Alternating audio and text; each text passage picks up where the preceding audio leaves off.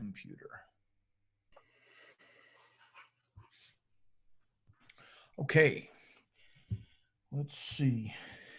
I think we're live. Can you confirm that, Josh? Yeah, let's see here on Facebook. We are live. Yep. Looking good. Excellent. All right. Welcome, everyone, to the Real Estate Wealth Network Strategy Lab number 8. Number 8. There we go. Yeah. My name is Cameron Dunlap. I am your host, and I'm joined by my good friend and business partner, Mr. Josh Brown. Hey, Josh. Hey, how's it going, everybody? Good to see you, man. Obviously, you're in your new temporary digs there. Yep. We had a very busy weekend where we basically moved our entire house. We're going to be here for 3 months, and then we're moving again in 3 months into our final house. So we couldn't quite line up the selling of the old house to the finishing building of the new house, especially with this, crisis that's going on. Slowed everything down a little bit, but yeah, we're in our new digs. It's kind of in a cool little downtown area, which we're kind of out in the suburbs. So a little different lifestyle for the next 3 months, but cool spot. Nice. Yep. Some of you guys may know that my wife and my daughter are in a very similar situation. We're in a little tiny rental waiting for our house to get done. We started building a new house this time last year, and when we moved into this little rental, we figured we'd be in it maybe 6 months at the most. And the guy that owns it's like, well, whatever, I don't have anybody lined up, so stay as long as you want, and when you go, I'll rent it to somebody else. And we've been there 12 months now. Wow. Yeah. And if you think I'm a little wound up from being shut in, you should meet my wife. She can't stand this house we're in, by the way. Oh, she hates it. It's a little isolated. She doesn't feel safe there. It's too small. And we were supposed to be in the new house months ago, and then Cuomo went and shut down construction, although that's reopening in this region on Monday. Just a couple of days. Well, actually, technically, it's opening tomorrow, the 15th. Today is Thursday, the 14th. Yeah. So the southern tier, which is where we're located, is opening phase 1, which is construction and a whole bunch of manufacturing and some retail, but only at curbside pickup. Yep. So maybe we'll have more than one guy at a time there starting next week. That would be so exciting. You better have more than one guy there. I'll tell you what, if there isn't, she'll be fit to be tied. I usually have to be the bad guy. She's got that so covered right now. Yeah. I mean, we have been chomping at the bit to get in this house. I mean, originally we were supposed to be in, I know this sounds ridiculous, but originally we were supposed to be in there New Year's. And let's see, today is May 14th. Hello. Seriously.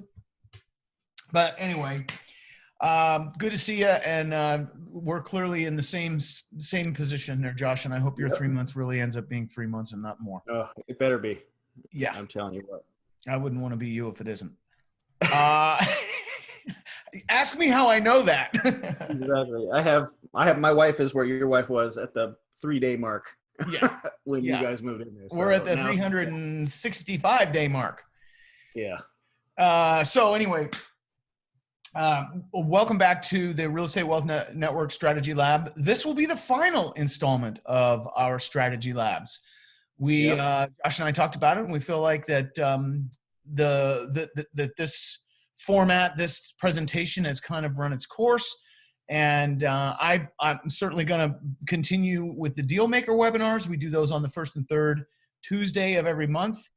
And that'll pick back up on the first Tuesday of June, which if I quick look at my calendar here, if I can find my cursor, it's gone. Oh, there it is. I found it. What is the date of that? Let's see. That'll be June 2nd. Yeah. So we will pick back up with the Deal Maker webinars on June 2nd. Yeah. So if you have access to those, you know you do. Look forward to getting your reminders and being part of that. I may use Zoom for that format, or at least do a video so that you can see my face and know it's me and that I'm not, weekend at Cam's or something. And So, and if you don't have access to those deal maker webinars, you certainly can get access at what is a ridiculously low price at Real Estate Wealth Network. Just go there.com, realestatewealthnetwork.com, and look at the inner circle. That's how you get access to those deal maker webinars and 7-day-a-week Q&A through our intranet. We call that the question bank, and a members only site with all sorts of benefits and all of that. And it's very, very inexpensive, especially when you consider you get access to me. Right. Frankly, it's about the only way to get live access to me without being part of a mentorship program that's significantly more expensive. So that's go ahead. This has been really fun. This is week 8. So yeah, 2 months of this. Yeah, it's been fun to do, but I also feel like for me, it connected me with our customers in a great way during a time when I think we needed more connection. And hopefully you guys have found some knowledge, motivation. It's kept you on point just because you're tuning in once a week and listening to people talk about the real estate business and listening to other people's questions. And there's a little bit of a community in the comments below. I see you guys after we get done, I go through and read them. And you'll see that I've liked a lot of your comments and stuff. I'm reading and seeing you guys are interacting. That's fantastic. Yes. Me too. And I guess one of the main takeaways that I hope you guys have from this is that we roll a little differently than a lot of the other folks who might teach this business. And it's not a put down on them or anything. It's just we do things a little differently. And there are lots of ways to engage with our company, with Cam, with me, outside of the strategy labs, but you've got to be proactive. You can go to our blog. You can come to events that we do. And we're working on some live events, virtual live events now. So there's lots of ways that you can engage with us. You can call our client support anytime to get help with our tools and trainings. So don't stop engaging and pushing your business forward just because we stopped doing these strategy labs, because the hard work is still ahead of you. I mean, we need to be doing work every single day to get the results we want. And so hopefully you've enjoyed the last 8 weeks. I know I have, and I know today's going to be great. We have a small little agenda here that we're going to get to, and I'm really excited to bust through that. But thank you for your attention over the last 8 weeks, and hopefully we've helped you in some way. So yeah, and we'll be doing other things to help to keep this community together and cohesive. So stay tuned. There's lots to come. Like Josh said, we're going to start doing some virtual events. We've got a virtual 1-day event coming up here just in a couple days. That's a very geographically regional event, but we're going to. By the way, it's sold out almost the day we opened it. So if you haven't seen something about it, it's because it's already sold out, and we didn't want to. I don't want to tell you to rush to the store to buy peanut butter when there's none on the shelves. Yeah. So. Or rush to the store and buy toilet paper or Clorox wipes. Anyway, so keep your ears open for that. I do anticipate doing a multi-day event in the very near future. In fact, Josh, when you and I are done here, let's talk about some more of the logistics of that. I want to really get that advanced. Okay, so first thing we do on our strategy labs is we take a look at what's happened in the last week. And so couple things. I don't have a ton to share this week. I mean, clearly we exceeded 33 million in unemployed folks, and that ended up being, I think it was 14.5 or 14.6% unemployment rate, which is, I think, artificially low, very artificially low as a result of people who are not actively looking for a job being excluded from those numbers. I also think that last week's unemployment claims that I haven't seen yet are going to be on top of that 33 million. And then I think we will not just be second to the Great Depression, but actually exceed the Great Depression. I do expect that to come. Are those folks going to go back to work as we're starting to hear about, opening up? Some states are opening. Los Angeles is going to stay closed till August. Did you hear that? And they've already canceled all of the California State college, all their different campuses. They're doing online in the fall semester. And by the way, here's a prediction. I predict that most, if not all, colleges are going to go to online training in the fall. And if you were to ask me why I'm predicting that, Unfortunately, I couldn't possibly give you an honest answer to that didn't have a little political component. I think it's politics. Yeah. So there's a prediction. Most colleges are going to cancel classes in the fall and do online classes only. I don't know about public schools, grade schools. Don't know about that. That's much more local. Different kind of folks running those organizations. But I predict the colleges are going to fall. They're going to crash. And the California state colleges announcing that is the first domino. And that just fell, day before yesterday, something like that. By the way, I had a conversation yesterday with a guy way up in a bank where I have a very large loan with my hotel. He's their commercial specialist. He was their primary underwriter for all the PPP loans that they did. And he reminded me that it was actually in writing that COVID-19 benefits would not be taxable. However, I'm hearing in clarifications that are coming down little bits and bobs, and frankly, there's a lot of clarifications still remaining to come out on the PPP program. But what I'm hearing is that, in fact, the benefits will be taxable. So, and it's kind of you'd have to maybe have a conversation with your accountant to understand what I mean by this. But what they're saying is that the expenses that you pay for with PPP money, you cannot deduct, which effectively makes the PPP money taxable, but it's a little different. And then I also read an article yesterday or the day before about the unemployment benefits, that extra $600, that being taxable. Now, maybe you're receiving that. Maybe you are like me and have employees that are receiving that. Might want to get the word out, because I'll tell you what, if these folks aren't planning on that being taxable, that refund they're hoping for in February of 2021 is going to turn into a big bill that they didn't expect that could really, really knock them on their tails. Especially if they've never owed money at the end of the year. A lot of employees never owe money. And so what's the solution? Well, you could pay quarterly, which is a process that you're probably not used to, especially if you're a W-2 person or your employees are W-2 people. They're not used to doing quarterly submissions. Or you could you could talk to the unemployment people and have them do deductions for taxes. I read that that's possible. I don't know. I've never claimed unemployment in my life. I don't know the process that intimately. But then the other thing that you could do is just save, put 10% of it away and promise you won't spend it, so you have it when your tax bill comes. I saw a thing today. A friend of mine sent it over to me. I was unable to find it anywhere online. I searched and searched and searched before we got on here because I wanted to find some sort of backup for it. So I can't confirm where if it's even, it might be fake news. But my friend sent me a screenshot of a CNBC thing that said that Democrats are pushing for the $600 per week unemployment extra bonus benefit to be extended into 2021. Let me tell you something. If that happens,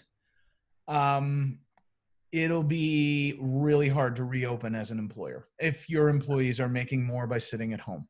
Right. And now you could say, well, if you offer them a job, they could lose their benefits. And they're asked on a weekly or bi-weekly basis, have you been offered a job?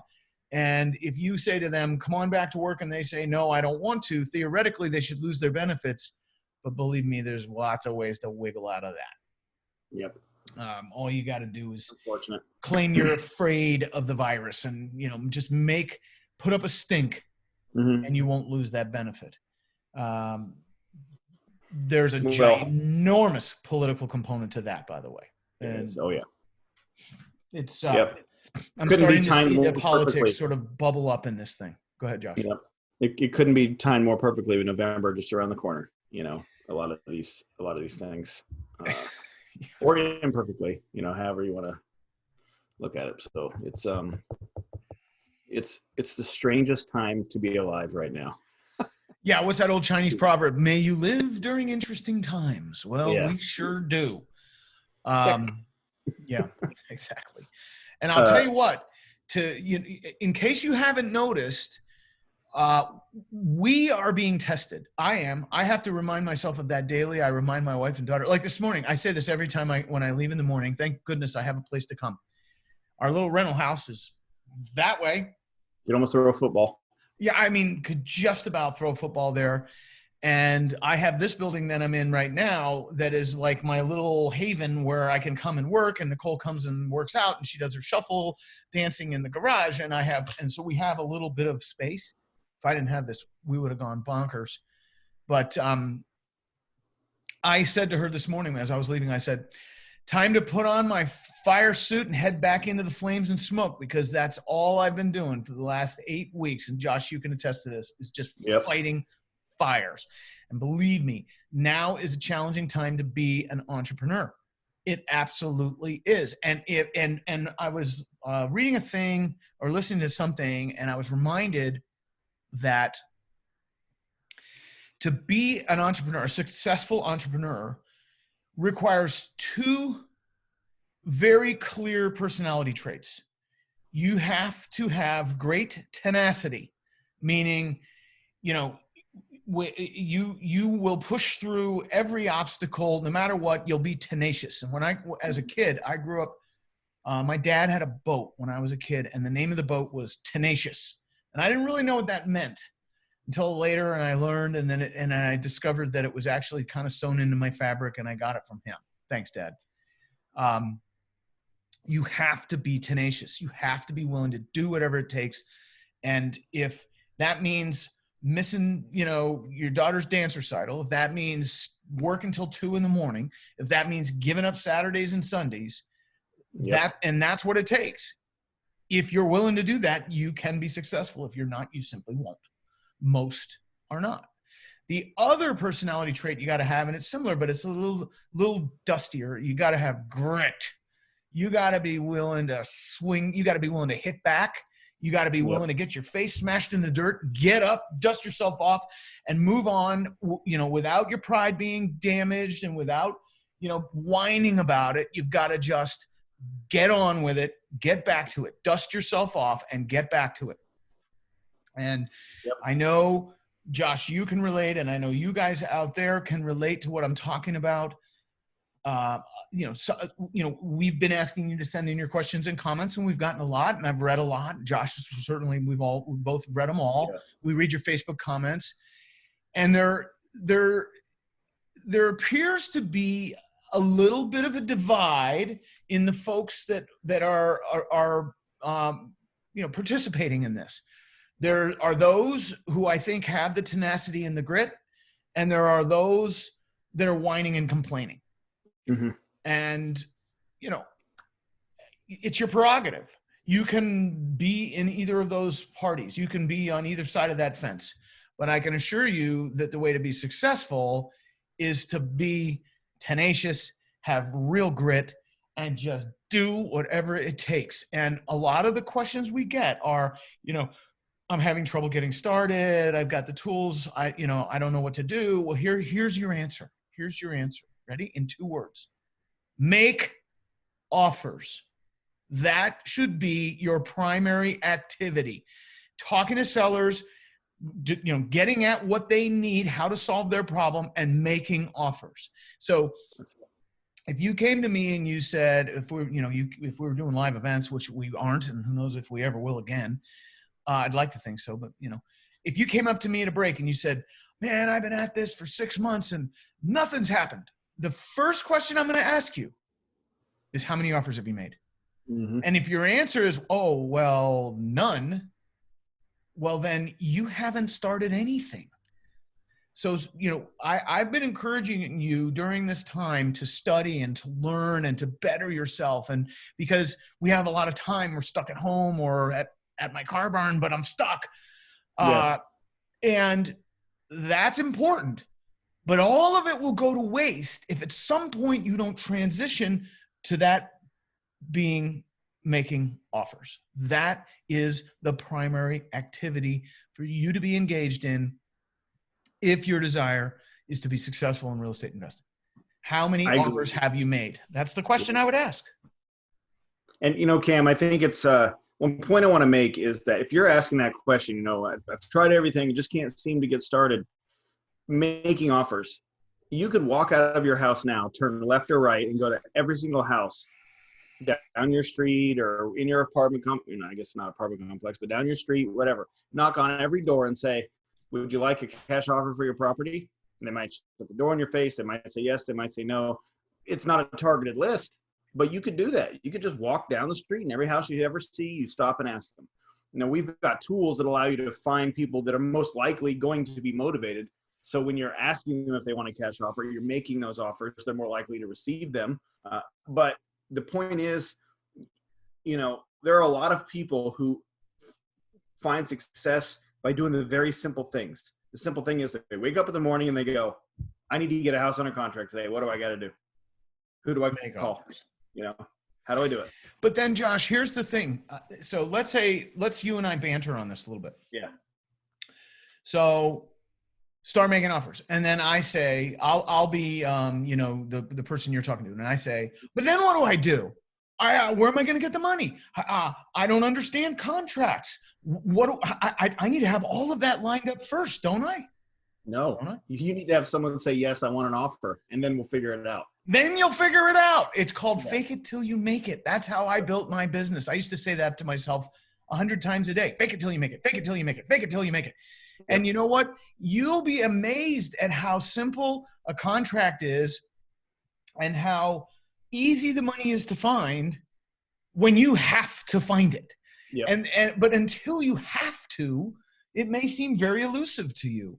Yep. So paint yourself into a corner. That's what I'm saying. Yeah. Deliberately paint yourself into a corner. It's, and just, I don't want to offend some of the personality traits that cause folks to say, I need to understand the whole picture before I can jump in. I understand that you want to understand the whole picture. But if you're having trouble understanding the whole picture and you still want results, then you need to start taking action on the first thing. And then we know how to walk you through the rest. We've done it. Our company, we've helped thousands and thousands of people do it. But if you're one of those personalities that has just spun your wheels, and by the way, it's no offense to you, your personality is a personality, but what you have to learn to do is use little mind hacks to get the most out of yourself. And so if you find yourself spinning your wheels because you don't know it all, then just do the first thing and keep doing it until you get a result, and then go, Cam's office, holy crap, someone said yes, now what? And we can help you with that. Right. And I'll tell you what, those deal maker webinars, that's a good place to be for those types of answers. Because not only are there the 2 webinars per month, but then in between there's 7-day-a-week Q&A. So if you have a question, you can answer it, but we'll answer it. But here's the thing. And you're right, Josh, but when I got started, I didn't have me to lean on. I had to find my own resources. Like, so for example, I said to a seller, hey, would you entertain a cash offer? Yes. I need to go find a contract and understand how to use it. So I went and asked for help. Go and get your local realtor's contract. Ask a realtor to explain it to you. Or if you're part of any of the programs that I have, you've got my program that teaches you all about the purchase and sale agreement. So look, I understand, because I started from nothing and I created something, and I did that by letting go of the idea that I had to understand every single step all the way to the end in order to start. I let go of that. I said, I'll figure that out as I go. You'll be amazed at how easily you can figure stuff out when you have to. Right. But when you're trying to do it all in advance and it seems overwhelming, of course it is. Anything new can easily seem overwhelming if you think about it too much. Just start doing it. And by the way, I said this last week, I'm going to say it again. The cure to uncertainty, and this, I didn't make this saying up, but it's so true. The cure to uncertainty and fear is action. Doing stuff that is, toward your goal. By doing stuff, you forget about being uncertain because you're so busy doing whatever it is you're engaged in. And then by doing things happen. results happen. And those results force you to move down the process, and you learn what you need to learn along the way. And you'll trip and stumble and shove your shoe in your mouth 9 times before you get to the last step when you get the deal done and you get your paycheck. And when that happens, like it did, we funded a deal just the other day where our funding has slowed down, but we're still funding deals. You know, that first paycheck, you'll stumble your way to it. You'll make mistakes. You'll say the wrong things. You'll screw it up royally. But when you get to that paycheck, all of a sudden, no one will ever convince you can't do this. And you'll instantly become the smartest person you know. And it's amazing how complex things become so easy once you've got that first paycheck. So stumble, trip, and fail your way to that first paycheck. Please. And realize, and once you have that check, you also realize, to your point, Cam, there is no perfect way to speak to a seller in every situation. There's no perfect thing to say. There's no perfect, even expert wholesalers who are doing 100 deals a month, every single one of those looks a little different. Every single interaction with the seller was a little different. Sometimes the seller hung up on them and never showed up to closing. And sometimes there's always little things that happen, but you're going to be able to deal with it. And that first check proves it to you, because you're like, hey, all right, even though I freaked out a little because it was new, this works. And I'm the man or the woman. So. And I will also add that we are on the precipice of probably the best opportunity we have seen in 10 years and may see in the next 10, which, at the risk of offending you, means that the business is actually getting easier. If you have been doing deals for the last 2 or 3 years, it was tough. Sellers ruled the roost. Buyers everywhere outbidding you, paying too much, making mistakes because they could and they were willing to. Yep. That's all changing. And so I've said it before, I'll say it again. If I had to start all over, I would hope to gosh it would be right now. Mm-hmm. All right. So another little tidbit that I wanted to share, talking about forbearance. Again, we've talked about that most every week that we've been together here. The number of forbearances is now up to, it's just shy of 8% of all the residential loans in America. Just shy of 8%. Now, how many of them are going to turn into foreclosures? Don't really know. But did you know that during the foreclosure crisis following 2008, the collapse of 2008, during that foreclosure crisis that followed that, did you know the foreclosure rate was only about 6% of all of the residential loans? The normal foreclosure rate runs at 1.5. That's where it was in the fall. Right. Where are we going to be, say a year from now or 6 months from now? I don't know. But when you've got 8% forbearance, there's a lot of foreclosures coming. Holy moly. And get this, FHA, and wait a minute, what's my note here? FHA and other government insured loans are the highest, or the biggest majority of those. And then also portfolio loans. Believe it or not, FHA and portfolio loans, meaning loans that lenders kept in their portfolio and did not sell off to the secondary market, they are the biggest percentage of that 8%. Mm-hmm. I found the portfolio loan thing kind of interesting. What it implies to me is that of late, lenders have been portfolioing loans that were not particularly strong. That's my takeaway from that, which I'm surprised to see. By the way, prior to the COVID-19 mess, the forbearance rate was at 0.25%. It is now at just a teeny bit under, so I'm just rounding to 8%. So it went from 0.25% to 8%. I did the math. That's roughly a 3,200% increase. Wow. Yeah. So Now you take 33 million as of last week. Who knows what it's going to be, or the week before last, who knows what the next number is going to be, unemployed. And you say, well, most of those people are going to, get their jobs back. Are they? I don't know. I know an awful lot of people in my world who are now unemployed who have absolutely no hope of getting their job back. Right.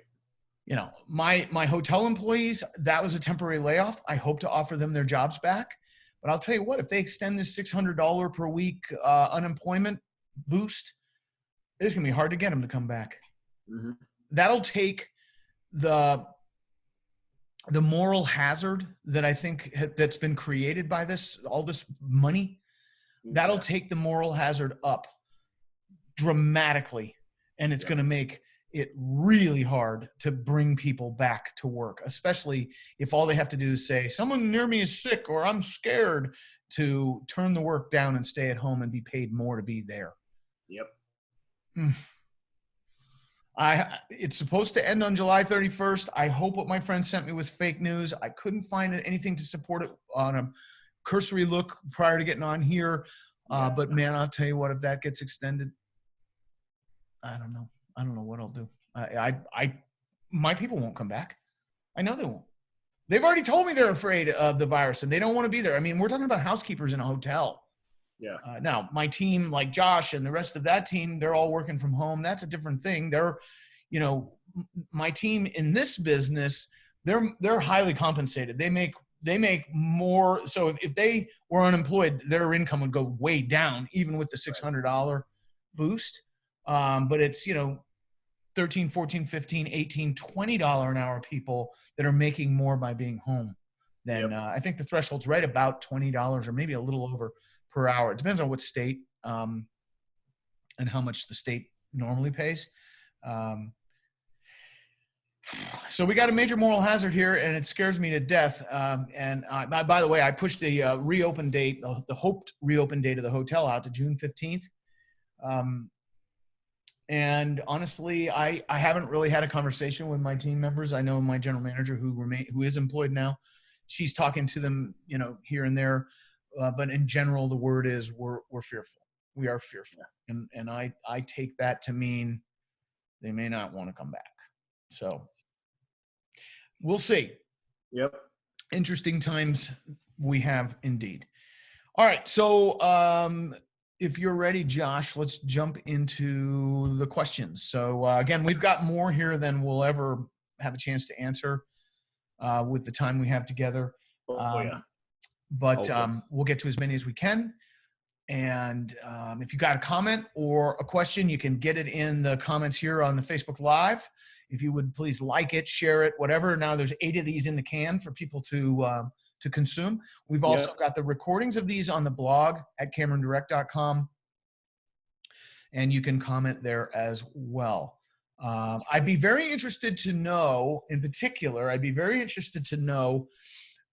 sure some of you are probably unhappy that this is the last of our strategy labs. And to that, I would ask you to let me know in the comments, what would you like us to see to continue with? I think this has kind of run its course, but we have some other ideas, and we'd love to hear your ideas on how we can continue to build and keep this community together, meaning you and us. Yep. So, all right, you want to go first? You want me to go first, Josh? Sure, yeah. I've got one right here. Go for it. See, this one's from Jep, and he said, I prefer rural properties to city properties, but the vacant house data feed list of properties lies almost exclusively inside of incorporated cities and does not even include many smaller towns in Texas.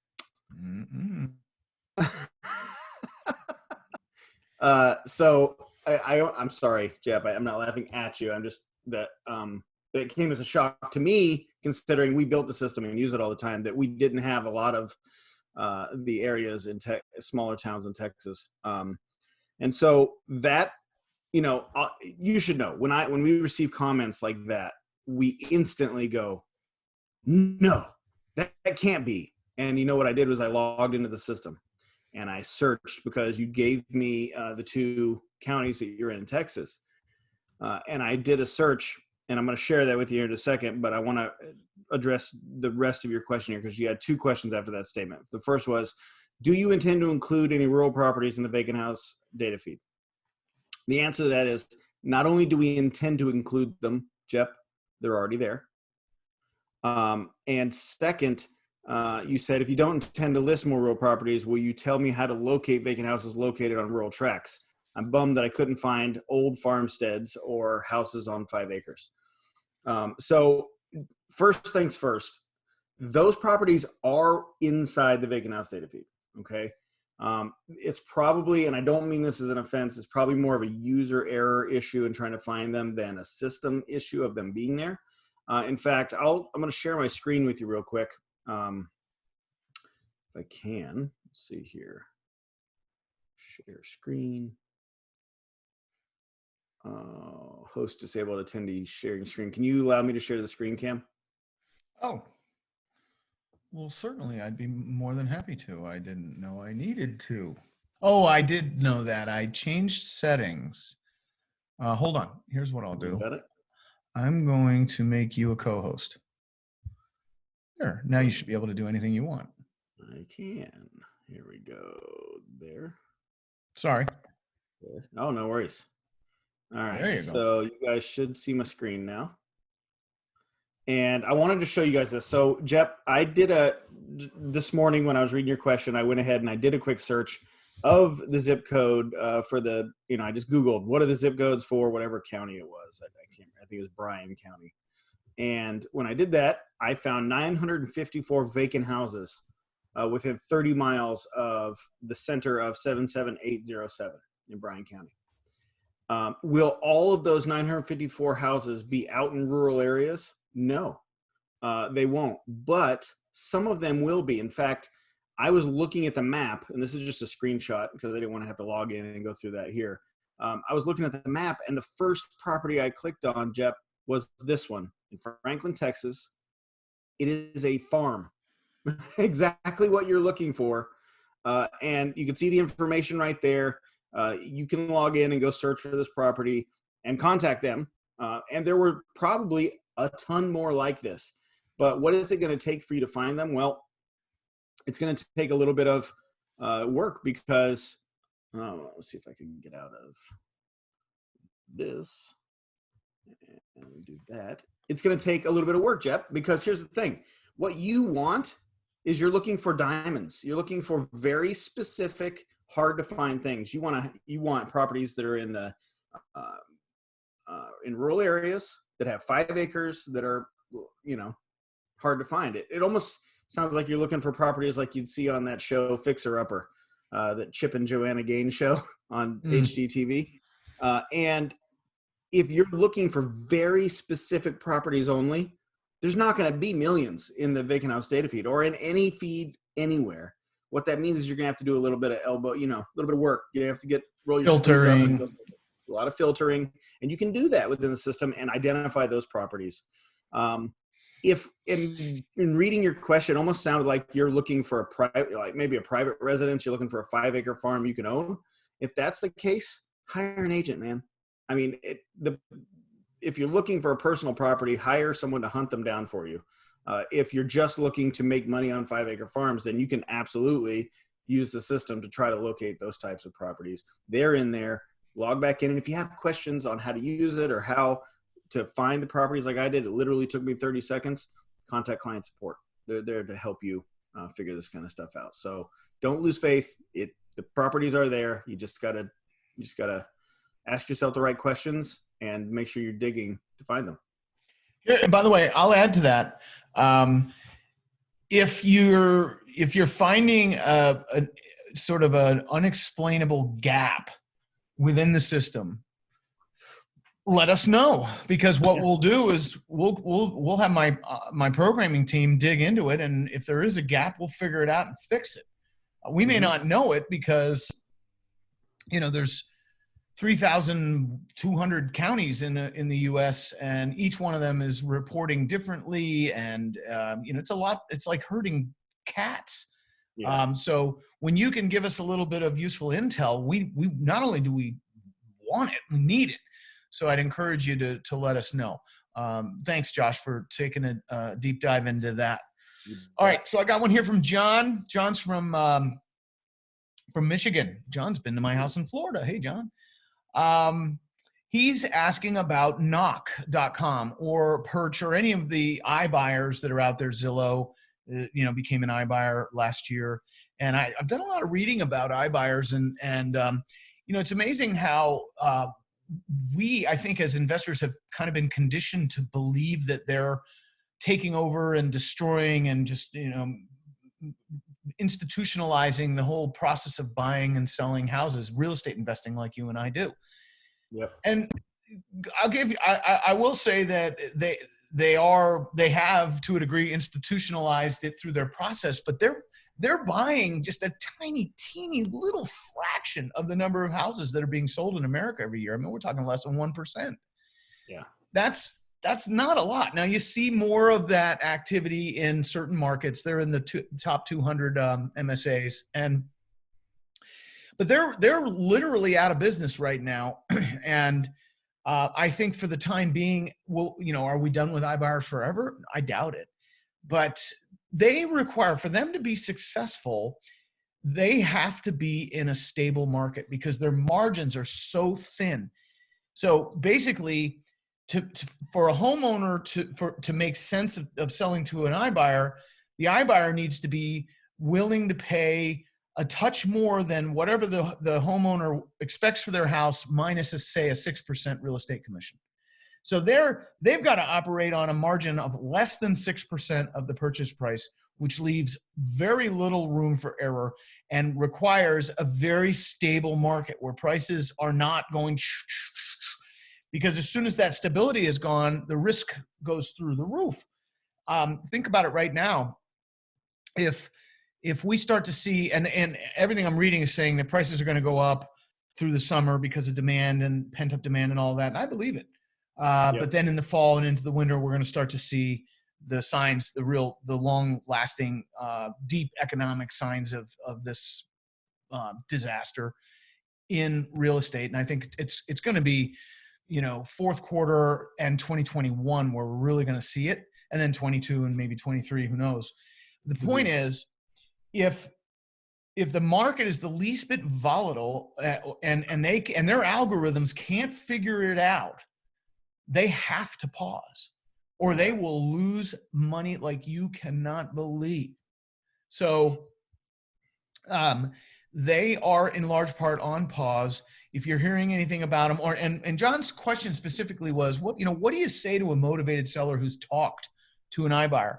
Well, what I would say is, how did that go? And the problem with iBuyers, as I see it, the competitive edge that we have over iBuyers is humanity. Yeah. A relationship. iBuyers are very technical. You might talk to a customer service rep, maybe, and probably through a live chat. Here's your offer, take it or leave it. Next. Mm-hmm.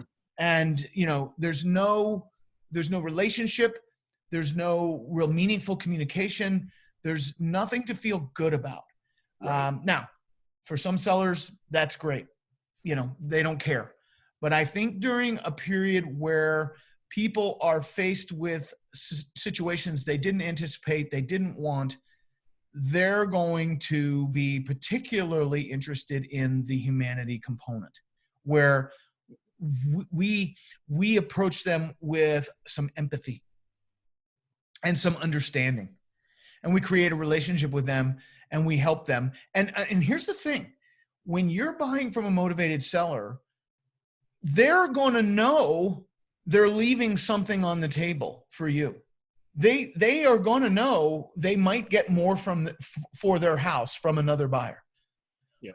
But because of your relationship, your humanity, and your empathy, they're going to like the idea of, if I have to leave something on the table, I'd like to leave it with you. Mm-hmm. That's the whole idea here.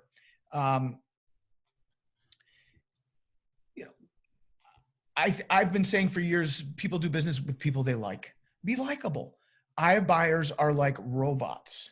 They're algorithm driven. There is no humanity. Here's the offer, take it or leave it. And by the way, if things get ugly again, we will cancel this contract with you. Yeah. They canceled tens of thousands of contracts with sellers and left them screwed.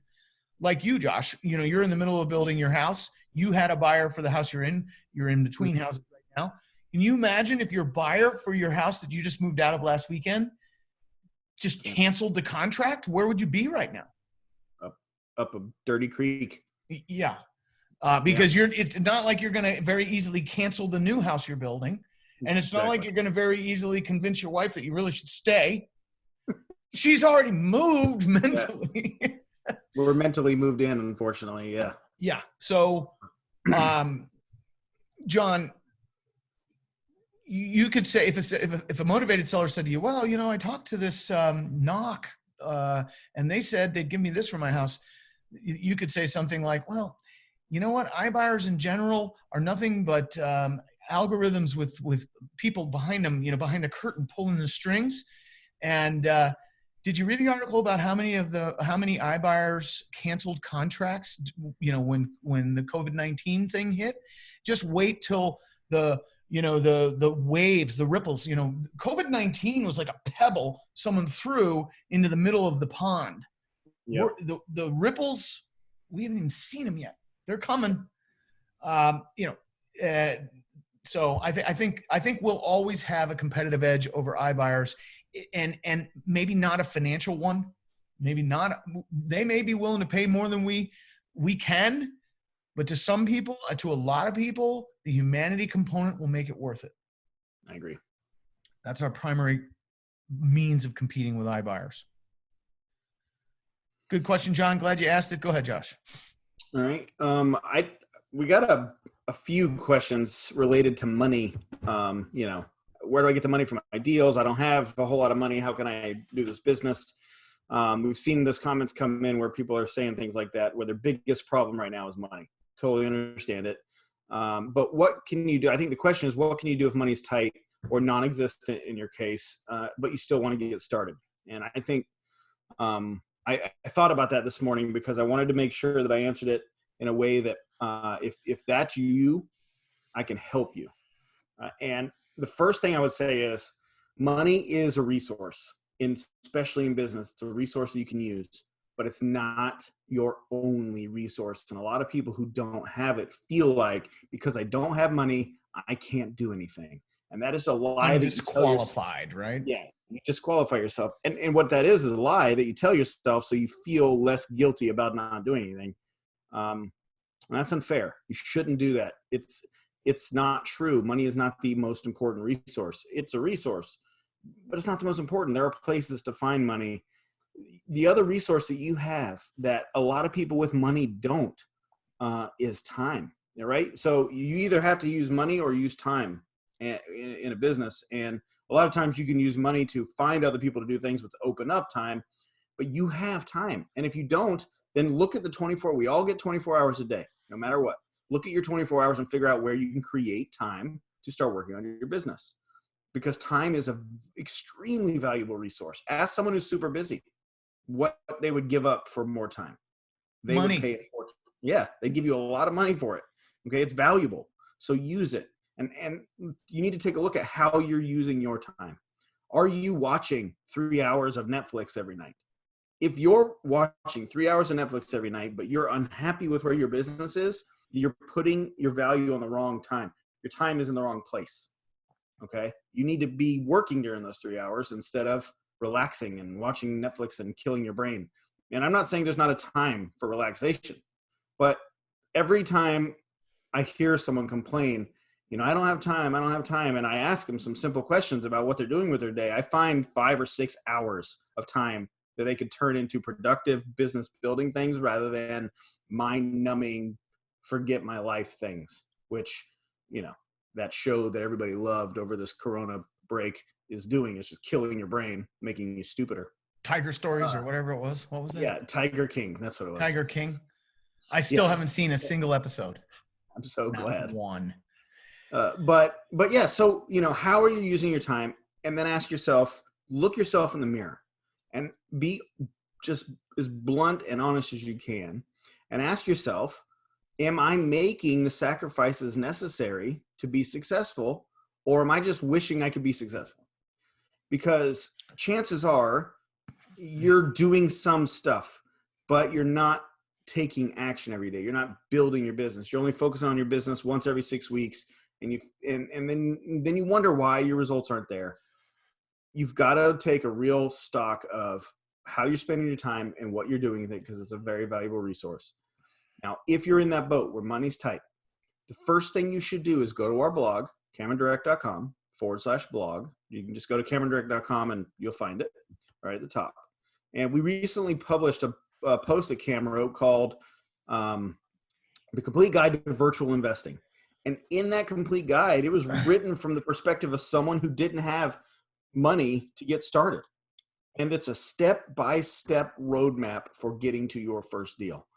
Now, is that going to be as good as if you had a real estate expert fly into your city and work with you for 2 days? No. But guess what? All it takes is time and your ability and desire to do the work. And you can do that. So go check out that article, read it, and read everything you can on the blog, and then take action on the items that you learn. But it's going to be about you valuing the resource of time versus worrying and complaining about the lack of the resource of money. Hey, when I got started in the business, I was broke. I had nothing but time. I quit my job. Thankfully, my wife was supportive. We moved to Florida. She was a flight attendant for American. I had a little teeny bit of income, which was a little side hustle that I kept from the career I left. Yep. And I went into this business with no money and a ton of time. And, and then I basically, like I said earlier, I just faked it till I made it. Yep. And I figured it out as I went along. And I knew I was going to make mistakes. And do you know, I've heard this, I've read this too, and I know it's true just from my own life, but you learn more from your mistakes than your successes.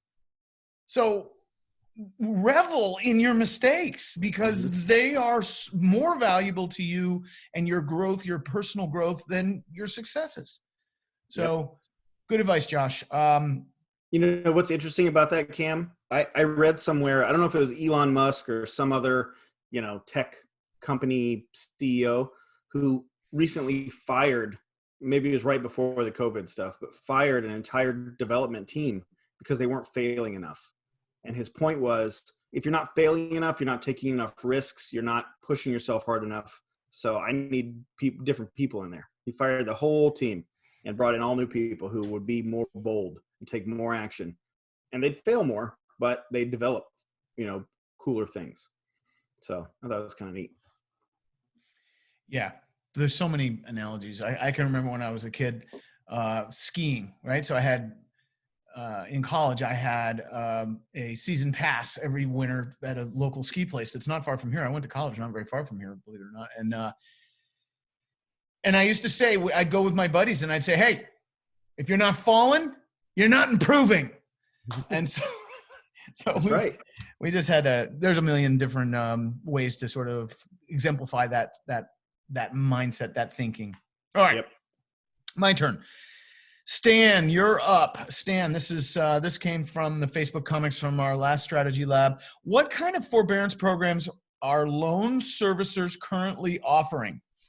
What I've seen are 90-day or 3-payment forbearance programs that require basically nothing of you other than to ask for it.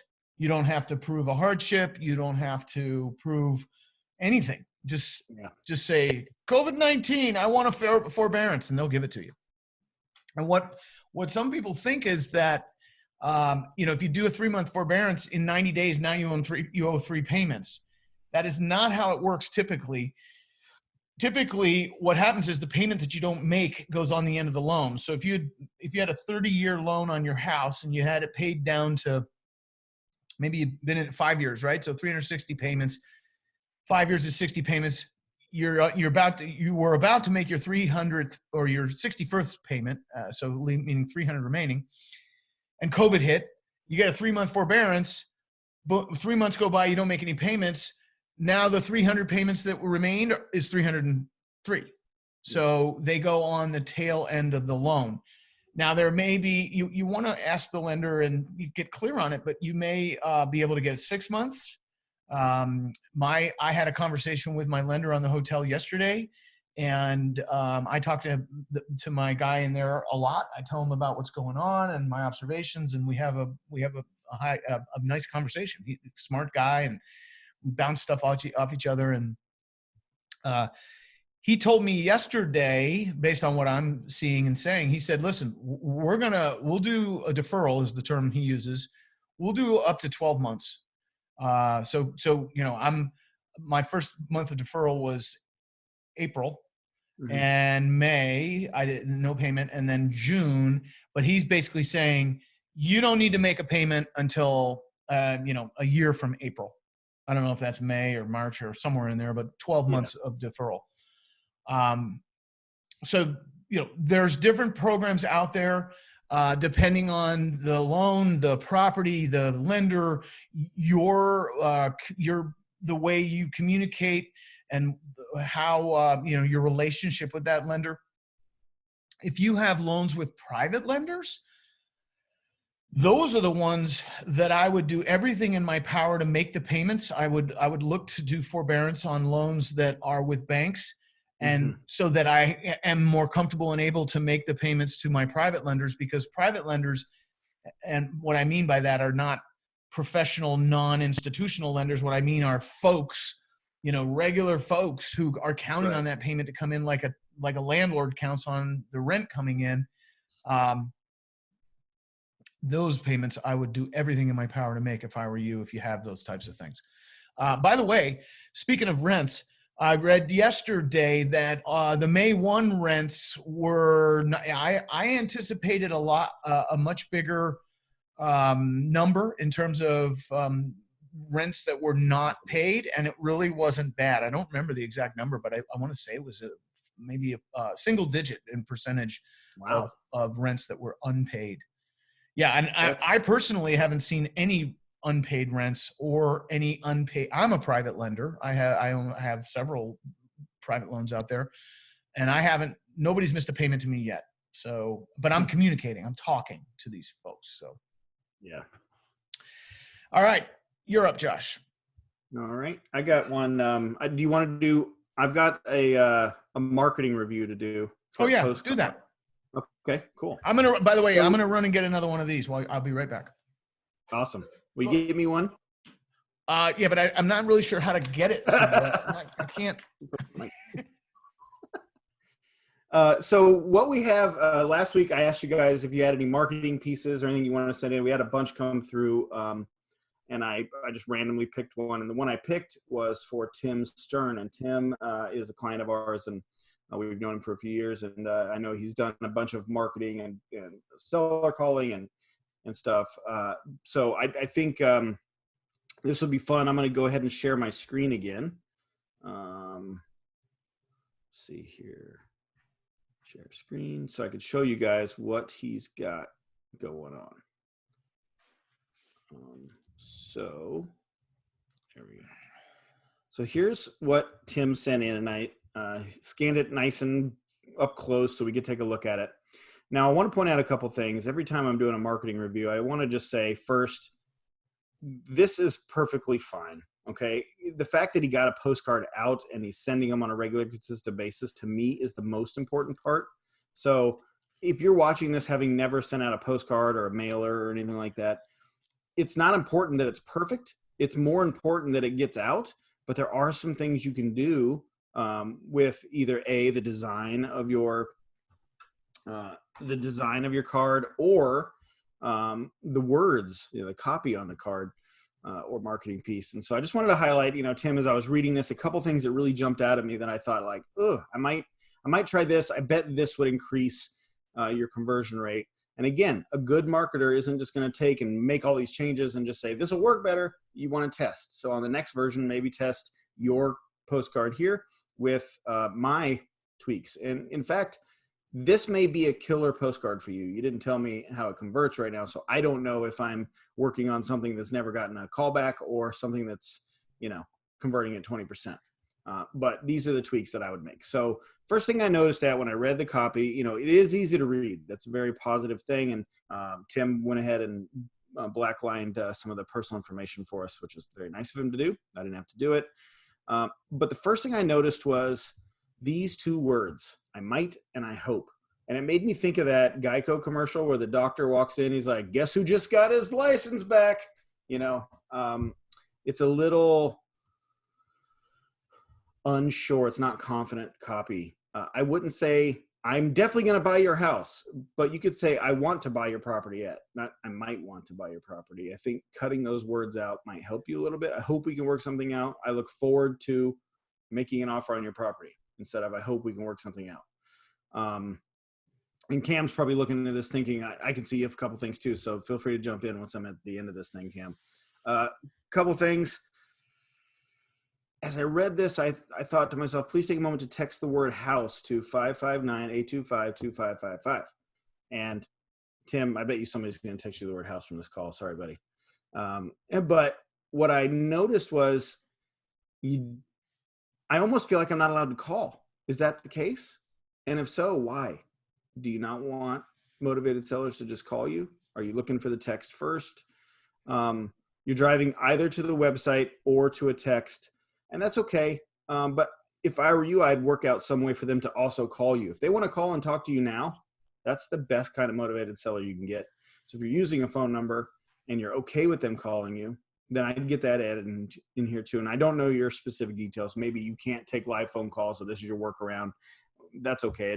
It stood out to me a little. You are asking them to do something extra here that other people might not be. Yeah, I'll jump in and just say that you want to give the seller more than one way to reach you. Mm-hmm. So if you don't want them to call you, okay, text or email. Yeah. Right. You can take an email, and I don't, but I might have a flip phone. You know, anybody who has a flip phone, I try to ask them to send you a text. Right. That's a pain. My dad still operates with one of those things.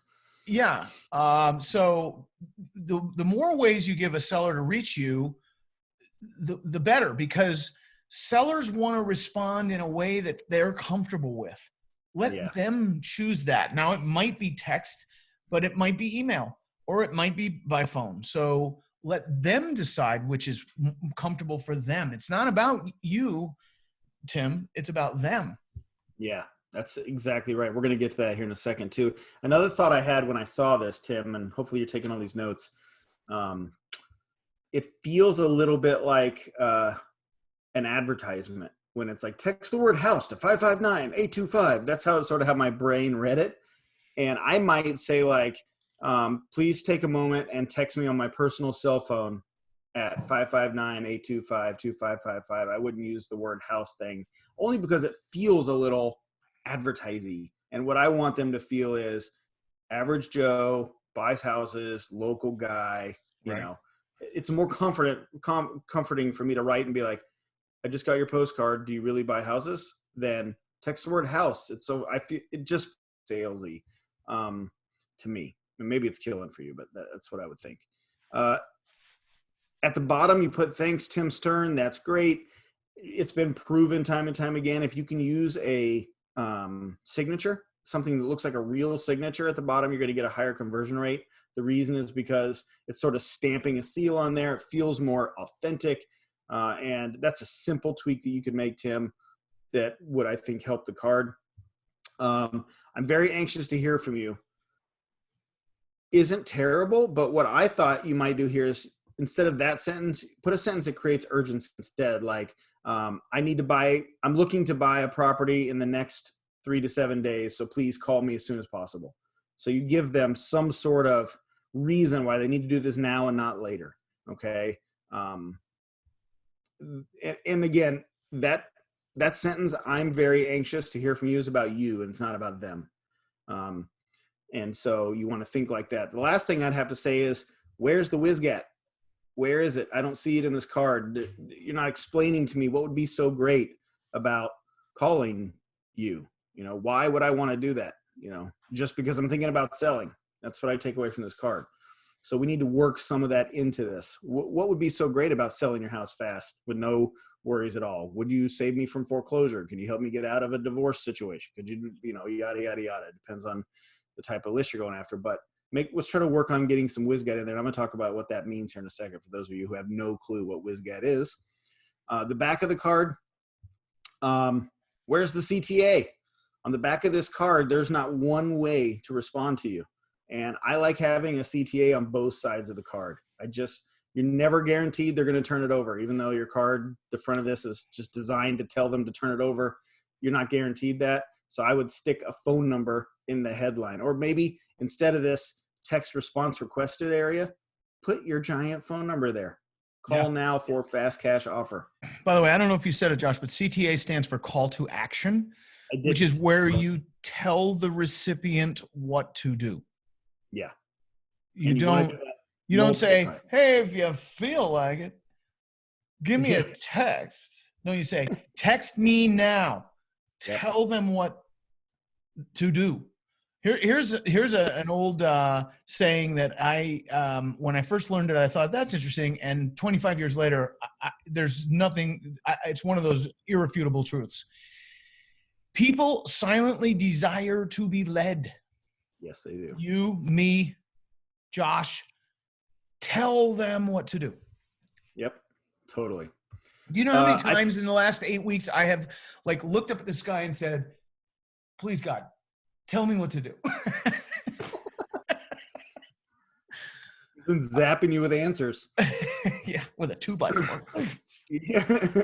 Sometimes that's how it comes in, man. Yeah. Tim, over on here, the property code, I'm assuming that's so you know which property this is about, or maybe that's a way to know which postcard they got, and that's fine. But I thought, man, what a giant waste of real estate. This is too much empty space. You can use that. Remember, this postcard is probably, if this is an oversized postcard, it's, that big. It's half of a sheet of 8.5 by 11 paper. And if it's a small postcard, which is going to be about, 50 to 60 cents, it's like that big. So giving up half of one side of that is, that's just real estate that you can use for something else. What could you use it for? Testimonials. Have other people worked with you and thought, Jesus, thank God I met Tim because he helped me through X, Y, and Z. Stick that on there. Adding WizGet. Again, we'll talk about that in a second, but that's basically copy that tells people why they should be working with you. What is so great for them to be working with you? Add another CTA to that area, call to action. Add another, go here, email here, text here if it's better for you. Add a picture of or a logo if you have a logo in your business, so that as they're receiving these cards over time, your brand is building in their head. There's lots of things you can do with that empty space. And you could still fit the property code down at the bottom. Okay. So, and by the way, this return to sender label won't be on there when it arrives at the seller's house. So you don't have to worry about that covering it up. But those are the things that I think could really help this card. And again, I'm not ripping it apart. I'm just giving you my thoughts on what you might do to increase conversions. And I wanted to talk quickly about WizGet because we talk about this at a lot of our live events, but we don't necessarily get the chance to talk to everyone who's on live stream about it. WizGet stands for What is So Great About That? It's WISGAT. And it is a really powerful question that you can use to create compelling headlines and copy or postcards, letters, that kind of stuff that cuts to the quick. It gets to the core wants and desires of your customer, your prospect, and tells them why calling you is exactly what they need to do, because it gives them what they want. And it's not focused on what you, the investor, want. It's focused on why would the buyer want to call you? What is so great about them calling you? Well, they can get cash and get out of that house at the date and time that they choose. What's so great about that? They can move on, save their credit, get out of this tough situation, get rid of stress. Those are the real reasons why they need you. So use some of those real reasons in your copy, and I think you'll find better results, Tim. That was good, Josh. Thanks. All right. Moving on. Got one here from Pamela.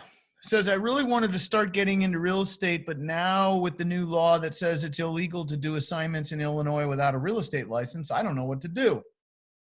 I don't have good credit. I don't have any money to even take the course for the license, so I'm stumped. Well, there's a simple solution, and that's to use a back-to-back closing or simultaneous closing, same-day closing. And we offer the funding for that through our program with no fees whatsoever. So, the whole thing with the Illinois law, which, by the way, I understand there's another one in Oklahoma that is a very similar law that I wouldn't be surprised gets adopted there. Basically, what it says is that if you're a real estate investor, you need to have the intent to buy and sell. And with an assignment, we're not doing that. And you need to have the means to buy and sell. And with an assignment, you may have had the means, but you certainly didn't display that you did. There was no, there was no overt use of those means. Where with our no fee funding, you're buying and then selling, right? A to B, B to C. You're buying and then selling, and as a funding client, you clearly have the means, and you'll show that with our proof of funds. So I get your frustration. Pamela goes on to say, plus I hear most other states will be enacting the same law. I don't know. Politicians tend to play copycat. And I think once other states really take notice that the Illinois Board of Realtors was successful in getting that law enacted, because I'd bet you $1 that's who's behind it. There are real estate lobbyists that are going to look for a state legislator who needs campaign funding, and they'll say, look, sponsor a bill and here it is in this other state. It's already been enacted, and we'll give you $1 gazillion toward your reelection campaign, and they'll do it. So I think you're correct that other states will enact a similar law. And in general, I think that assignments have always been, to a degree. I mean, I've done zillions of them over the years, and I love them because they're easy and they're inexpensive, and there's no closings, no closing costs. You're just out. But in general, they're looked at negatively. Right. And what I think the Illinois Board of Realtors was successful at doing was getting the lawmakers to agree that it really is sort of like, what? That's how you know we're live. Yeah. Whew, sorry. The Illinois Board of Realtors was finally able to get lawmakers to agree that, look, if you're doing an assignment that's really kind of, it's a little close to brokerage, right? You find a seller and you find a buyer and you put them together and they do a transaction and you get paid when that happens. I hope this isn't going to be one of my famous, Josh knows me like an old shoe, sneeze attacks. Yep. Oh boy. If it is, I may have to step away. But anyway, plan on doing a back-to-back closing. You'll need the funds. You may find a closing agent that'll let you use your buyer's funds, but that's pretty rare. Yeah. Anymore. Dang it. Sorry. I feel like a dope. Oh, well. So I hope that helps, Pamela. Go ahead, Josh. You're up. I'm going to step away for 1 second. Sounds good. We had a question come in from Hal about virtual assistants. So a lot of you guys might be using virtual assistants or desire to use virtual assistants in your business. And Hal says, I've used a virtual assistant in the past to make cold calls, but I've had mixed results. I'd like to try it again, but would like suggestions as to how to pay someone. I've thought about a small hourly wage with a certain number of calls that had to be made per hour. And in addition, a cash bonus for appointments set that actually took place, and another cash bonus if I actually purchased the property. If you could address this one in one of your lab meetings, I would appreciate it. Thanks, Hal. So, Hal, I think in general, you have a really good payment structure there. I would point out a couple things that I think you might want to think about.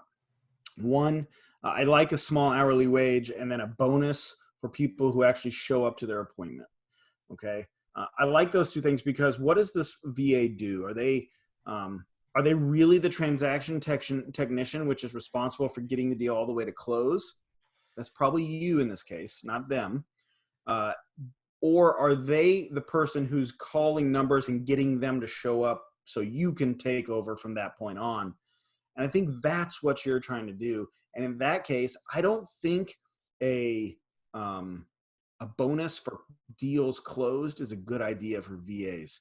And the reason I don't think it's a good idea is because, number one, they have no reason to believe that you'll ever come through anyway on that stuff. And I don't want them worried about whether I'm doing deals. And I don't want to be beholden to a $5 an hour VA. I don't want them chasing me down 7 times a week saying, what happened to those properties I had? What happened to this one? What happened to that one? I want them focused on calling a lot and getting them to show up to appointments. So I think by adding a bonus on deals closed, you're going to end up kicking yourself in the butt, because you're going to be frustrated that this $5 an hour employee is now, you are beholden to them on the results of the deals. And you don't want that. Instead, what you want them to be focused on is how many people can I call? How many appointments can show up? Because that's how I maximize my revenue or my income as a VA. So I think that's the way you go. In terms of how much you pay your VA, it depends on where you get them from, how much training you're doing to the VA, how sort of ready to go out of the box they are. I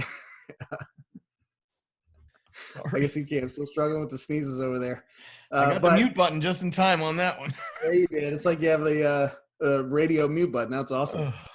But anyway, how much you're going to pay them can range from $3 to $20 an hour, and it just depends on how robust and proficient already in this business your VA is. But I think you're on the right track, Hal. I wouldn't pay for deals closed unless they were some sort of employee who was going to see the deal through to closing, and then I would pay them to get the deal closed. But I certainly wouldn't throw a bonus on a VA, for 6 months down the line. They're going to be asking you 6 months, what happened to 123 Main Street? Did that ever close? Did that ever close? Where's 123 Main Street? And then they're going to think, because deals are taking forever to close or whatever, that you're lying to them or you're not paying them. And it's a very toxic situation that you can avoid by not even bringing it up. The other issue with it is someone could make an argument that that VA is acting as an agent without a license, because they're being paid to put a seller and a buyer together, and they're being paid on the successful outcome of that transaction. That's brokerage. Yeah. And the last question about assignments, really, that was a perfect dovetail, because it's kind of like an assignment in a way, where instead of, in the case of an assignment, you being paid for the successful outcome of the transaction, now they're being paid for it. So I totally agree with that, with your response there, Josh. All right, yep. Zachary. We're down to the 1 or 2 questions max left time frame. Got it. Okay. Yeah, I've been watching. Cool. Zach says, my biggest issue right now is being able to persuade homeowners who had their house scheduled for auction to try to resolve their debt with their bank now, while New York's moratorium is on hold for 90 days. So, yeah, basically, Governor Cuomo, among the many things he's said we have to do is you can't evict or foreclose right now. And so, look, all I can say to you is I understand your frustration, but you're not going to do anything to change it, at least not during the 90 days. And let's hope that it ends at that 90-day mark, because basically we're living in a time of, basically, you know what I've come to discover or to realize is we're test driving socialism right now. Mm-hmm. Yeah. So the entire country has been sent money. That's clue number 1. Yeah. So anyway, I share your frustration, Zach. Wait it out, and you'll be glad you did. Let me do another one real quick, since that was a quickie. Okay. This is from, I hope I say your name right, Irfan. Says,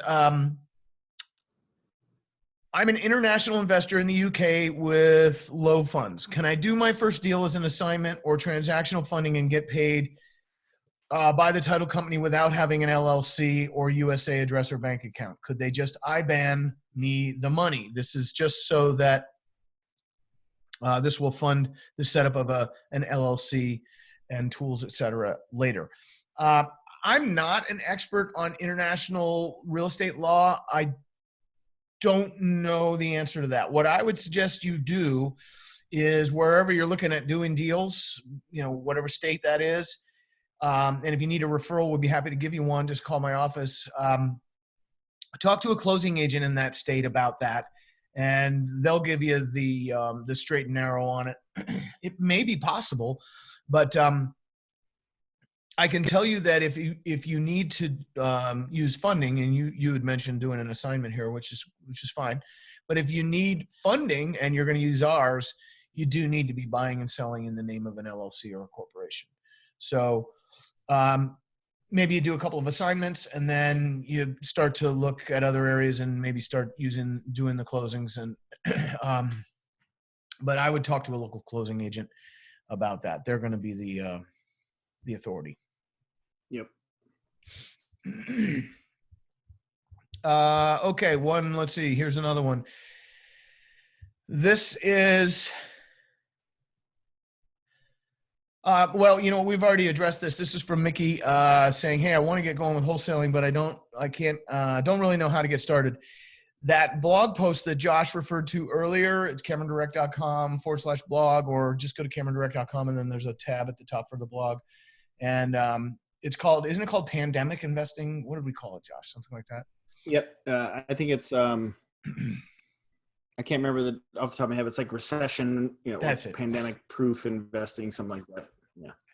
Yes. But Chelsea, she usually watches these live with us as we're doing them. So I'm sure that I haven't had taken a second to look down on Facebook yet, but I'm sure she put the link to it below the video here. So you guys can go click on that and check it out directly. There you go. Thanks for doing that, Chelsea.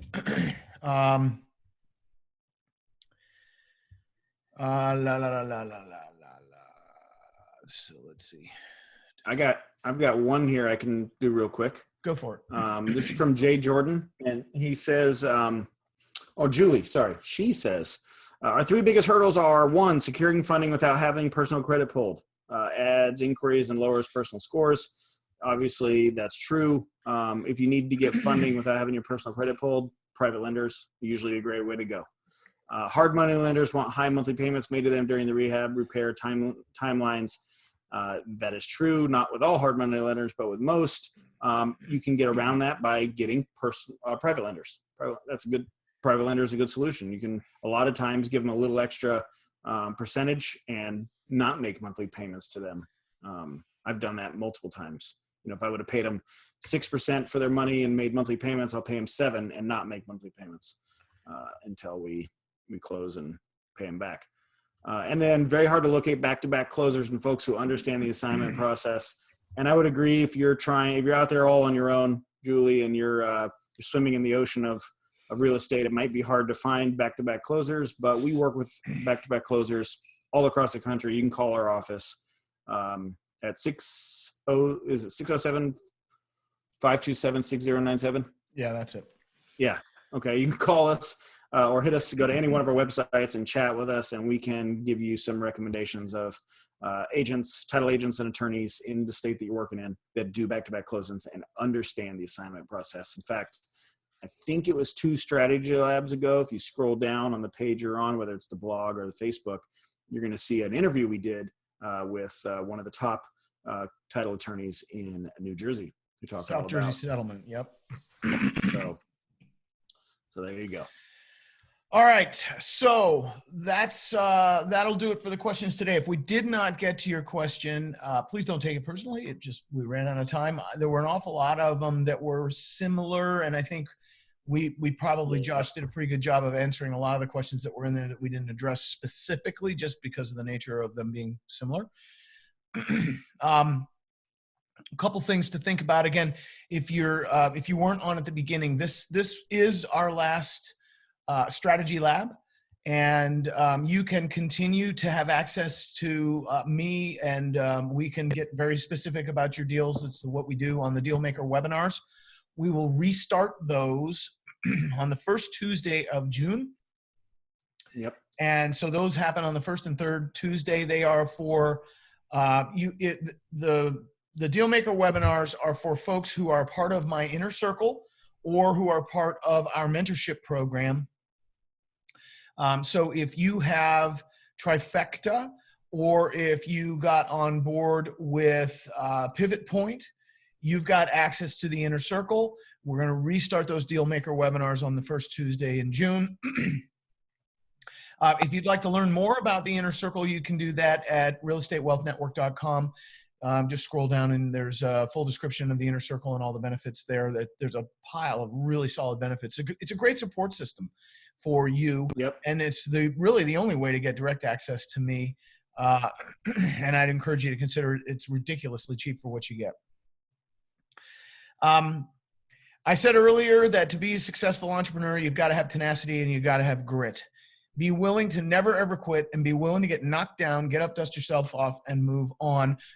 We learn more from our mistakes than we do from our failures, so start making mistakes right away. And if you're wondering what to do, start making offers. I would encourage you to go to IDeserveToBeHealthyWealthyAndHappy.com. IDeserveToBeHealthyWealthyAndHappy.com. There you'll find my goal setting workshop. And you'll also find another presentation called The Keys to Success. And that'll give you some really solid information to dig into. And it'll give you a kind of an interesting insight into my head and what I've done and how I have become successful. I encourage you to be the best version of yourself. Be a leader. Be someone that your family and your peers and the people around you can respect. You know, integrity is all about what we do when no one's watching. And so when people are watching us, if you have integrity, you don't ever need to worry about lacking integrity. Take the time that you have now and be the best version of yourself that you can be. That's one great way to turn this lemon into lemonade, is to put this time to really good use. And keep an eye on the blog. That's another way to be a part of our community. And then I encourage you, if you have ideas or thoughts on how we might continue to grow and interact with this community, you, me, Josh, everyone who's watching this and who has for the last 8 weeks, put that in the comments, whether you're watching us live on Facebook now or on the blog. Put it in there because we read those. Josh and I read them every day. And so thank you. It's been a great 8-week journey, and I'll look forward to seeing you on the Dealmaker webinar starting the first Tuesday in June. Josh, thank you for your time and effort in this. I really appreciate it. You bet. It's been a lot of fun. I'm excited, and I'm excited that I got a chance to interact with so many of you guys who are watching this video and share just a little bit of my perspective and knowledge on things too. So hopefully I've been able to help you in some way. Because if I have, then it made every second worth it. And I look forward to seeing you guys again in some way, shape, or form. So, all right. Well, there you go. Take care, stay healthy, and happy investing. We'll see you soon, and keep an ear to the ground. We're going to be doing some virtual events and things like that. So we look forward to seeing more of you soon. Take care. Bye, guys.